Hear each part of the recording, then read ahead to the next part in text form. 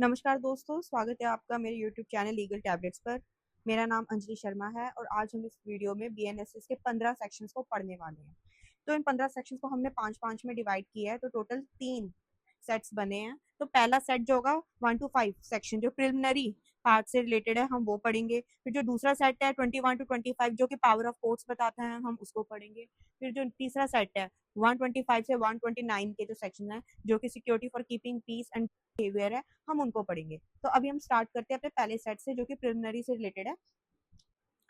तो कोई भी जो पहला सेक्शन होता है किसी बेयर एक्ट का, वो उस एक्ट के बैकग्राउंड के बारे में बताता है, उसकी एप्लीकेबिलिटी के बारे में बताता है कि कहाँ पे एप्लीकेबल होगा नहीं होगा। तो जो हमारा बीएनएसएस जो कि क्रिमिनल प्रोसीजरल कोड है, तो ये कहाँ एप्लीकेबल होगा?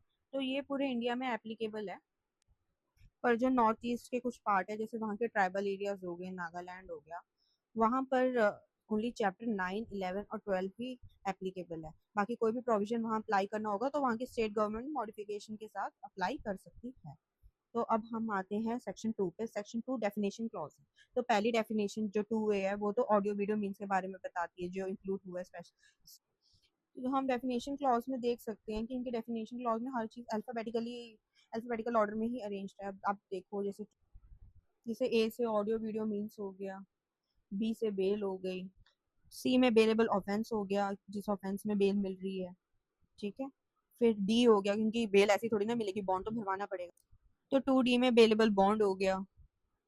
अब बात करते हैं सिंपल बॉन्ड की, जो कि 2E में दिया गया। कभी कभी श्योरिटी नहीं होता, बिना श्योरिटी के भी आप रिलीज होते हो, तो वहाँ पे आपकी सिंपल अंडरटेकिंग ली जाती है, तो 2E में सिंपल बॉन्ड हो गया। फिर आता है 2F चार्ज। जब भी हम कैसे ऐसी सिचुएशन में होते हैं कि गाली देते हैं मुंह से, तो 2F वाली गाली आप याद रख सकते हैं। मैंने तो ऐसे यार कि चार्ज लग गया। अब 2G कॉग्निजेबल ऑफेंस को बताते हैं, तो हम इसका जी उठाते हैं, कॉग्निजेबल ऑफेंस का जी। जी से आप जी याद रख सकते हो उसके कॉग्निजेबल ऑफेंस का। फिर आता है एच, कंप्लेन के बारे में बताता है कि हाई कंप्लेन हो गई हम पे। फिर 2I इलेक्ट्रॉनिक कम्युनिकेशन के बारे में बताता है, तो आई से इंटरनेट, इंटरनेट से आप इलेक्ट्रॉनिक कम्युनिकेशन याद रख सकते हो। फिर आता है जे, मैंने हाई कोर्ट को जज के हिसाब से याद किया हुआ है कि जज कौन होते हैं, हाई कोर्ट में बैठे होते हैं। अब KLM को हम साथ पढ़ लेंगे, इंक्वायरी, इन्वेस्टिगेशन, जुडिशियल प्रोसीडिंग। फिर 2N जो लोकल जुरिडिक्शन की बात करता है। 2O, 2O non cognizable, non non याद रखना है, क्योंकि कॉग्निजेबल का जी तो हमने पहले उठा लिया था। अब ओ जो होता है वो नॉन कॉग्निजेबल में, नॉन नॉन आगे तो नॉन का ओ में लगा देंगे हम, ठीक है। बाकी बचा नोटिफिकेशन। नोटिफिकेशन पब्लिश होती है कोई भी, तो उसका पी हमने याद रख लिया। अब ऑफेंस पे आए कि भाई तूने ऑफेंस क्यों किया, क्यों क्यों का साउंड करते हुए क्यों रख लिया, हमने याद कर लिया। अब आर, आर को कैसे याद करना है, ऑफिसर इंचार्ज। ऑफिसर इंचार्ज में आर ज्यादा साउंड कर रहा है, तो हमने आर याद रख लिया। अब प्लेस, प्लेस की बात करें तो simple S, place, S place, तो मैंने एस उससे साउंड करते हुए मैंने प्लेस याद रख लिया। रिपोर्ट, रिपोर्ट का भी मैंने लास्ट का टी, रिपोर्ट जो ऐसे साउंड कर रही है 2T ऐसे करके रिपोर्ट का याद कर लिया। अब बचा पुलिस स्टेशन, इसको तो ऐसे ही याद करना पड़ेगा।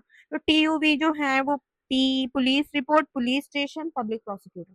पुलिस रिपोर्ट गई, स्टेशन में गई, फिर उसके बाद प्रोसिक्यूटर के पास गई, तो ऐसे हमने TUV याद रख ली है। अब एक्स सब डिविजन, ये तो आइसोलेशन में थोड़ा सा इसको अकेले ऐसे याद रखना पड़ेगा। अब XYZ हो गए, वो summon case, victim, warrant case. Summon case, Y से विक्टिम, वी वाई ऐसे साउंड कर रहे हैं, जेड से वारंट, बस। अब कंस्ट्रक्शन ऑफ रेफरेंसेस देखते हैं कि जहाँ भी मैजिस्ट्रेट पर वर्ड यूज होगा उसका मतलब जुडिशियल मैजिस्ट्रेट होगा। हमें पता है बीएनएसएस में मेट्रोपॉलिटन मैजिस्ट्रेट वर्ड हटा दिया है, अब वो वर्ड यूज ही नहीं होता, तो हर जगह जुडिशियल मैजिस्ट्रेट ही होगा।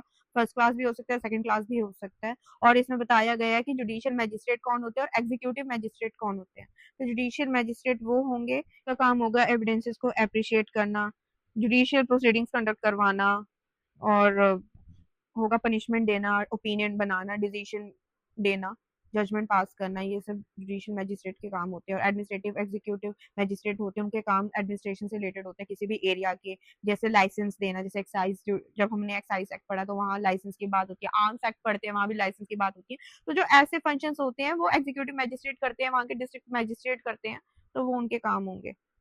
अब आते हैं सेक्शन 4 में। तो ये trial of offences under BNS और अदर लॉज की बात करता है, मतलब जितने भी बीएनएस के ऑफेंसेस हैं तो सारे बीएनएस के अकॉर्डिंग ही इन्वेस्टिगेट होंगे, ट्रायल और इनका ट्रायल भी इसके अकॉर्डिंग ही होगा। बाकी जो दूसरे लॉज हैं वो भी बीएनएस के अकॉर्डिंग होंगे, बट अगर उनके लिए कुछ स्पेशल इनैक्टमेंट है उनकी रिगार्डिंग बनी, तो जैसे एनडीपीएस हो गया, पीएमएलए हो गया, तो वो उस प्रोसीजर के अकॉर्डिंग चलेगा।